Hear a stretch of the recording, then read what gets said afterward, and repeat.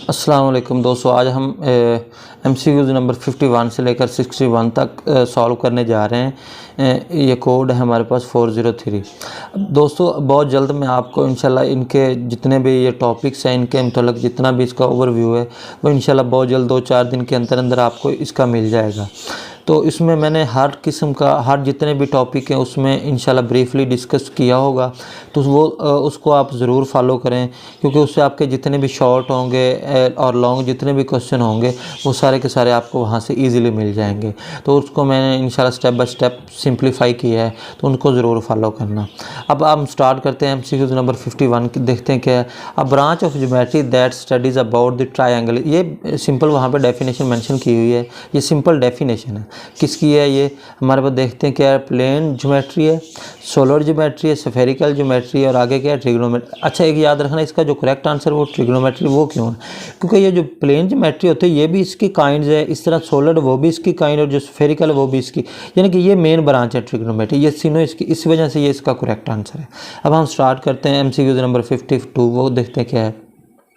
If हमारे पास point दिया गया, इफ़ फर्स्ट डेरिवेटिव ग्रेटर। अब देखिए फंक्शन जो भी पॉइंट दिया गया अगर उसका डेरिवेटिव लेस होगा तो मैंने बताया फंक्शन डिक्रीज़ करेगा, अगर ग्रेटर होगा तो फंक्शन क्या होगा? इंक्रीज़ होगा। तो फिर इसका ए इसका करेक्ट ऑप्शन होगा। ठीक है, ये वाला ए इसका करेक्ट ऑप्शन होगा। स्टार्ट करते हैं MCQ नंबर 53। देखते हैं the conic is an ellipse.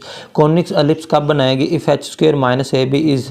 अब देखिए यहाँ पे कोनिक्स बेसिकली 4 काइंड्स है, equal to 0, less than 0, greater than 0। अब देखिए जब इक्वल टू 0 कहेगा ना तो तब क्या बनाएगा? वो पैराबोला बनाएगा। ठीक है, अगर लेस देन 0 कहेगा तो फिर एलिप्स बनाएगा। अब देखिए उसने एलिप्स की बात की तो उसका मतलब है ये हमारा करेक्ट ऑप्शन होगा, ये वाला नहीं है। स्टार्ट करते हैं MCQ नंबर 54। देखते क्या है। फॉर द एलिप्स हमारे पास एलिप्स गिवन है, सेंटर इज। अब इसका सेंटर फाइंड आउट। हमेशा इसका जो सेंटर के पॉइंट होते हैं वो H, K होते हैं।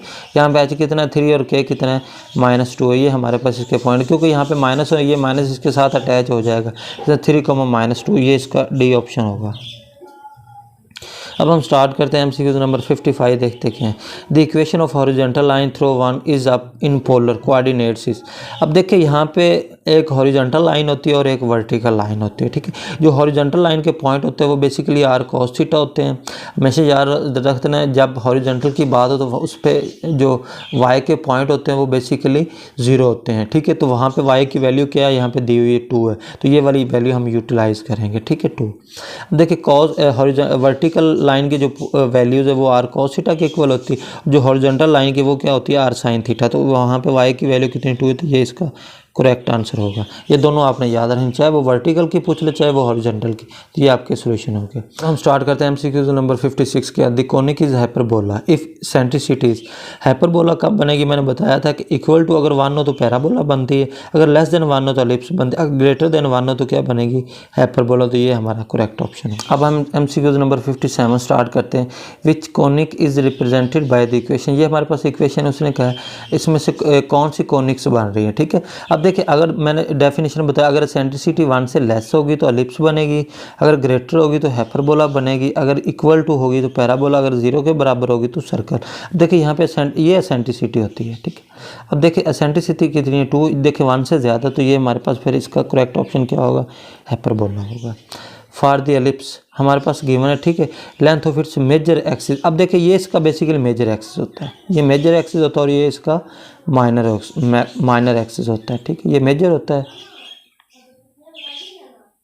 और ये माइनर होता है। ठीक है, अब देखिए मेजर एक्सिस, फिर हम इसकी बात करेंगे सिंपल। ठीक है, length of its major axis. ठीक है, इसकी जो लेंथ है वो मेजर एक्सिस कितनी है? यहाँ पे ये 9 दी गई है। ठीक है, ये माइनर एक्सिस की लेंथ है, तो ये हमारा इसका करेक्ट ऑप्शन। अब हम MCQ नंबर 59 स्टार्ट करते क्या है। ax² + by² + 2hxy + 2gx + 2fy + c = 0 will be a homogeneous equation of second degree if the following coefficients are not simultaneously equal to। यहाँ पे हमारे पास 4 ऑप्शन, उसने कहा है ये कब होमोजीनियस बनेगी? अगर जो नीचे वाले जो कौन से जो इसके बेसिकली कोफिशिएंट होंगे वो 0 के बराबर हों तो देन ये होमोजीनियस बनती है। ए हमारे पास क्या दिया गया है, A comma B and G, ठीक है, A comma B and H. Basically ये जो कोफिशिएंट है ए बी एच, अगर ये होंगे देन ये होमोजीनियस होगी, अदरवाइज ये होमोजीनियस नहीं होगी। अब MCQ नंबर 16 देखते हैं।